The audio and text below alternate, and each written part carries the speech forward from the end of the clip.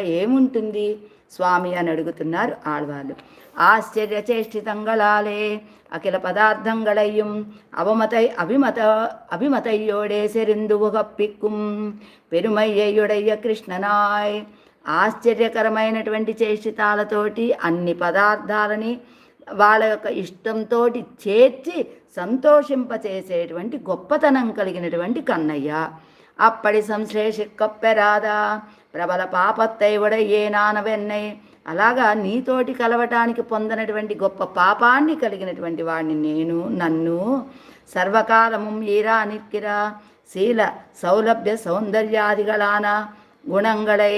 అదిగో అలాంటి నన్ను నీతో కలవటానికి పొందనటువంటి పాపము కలిగిన నేను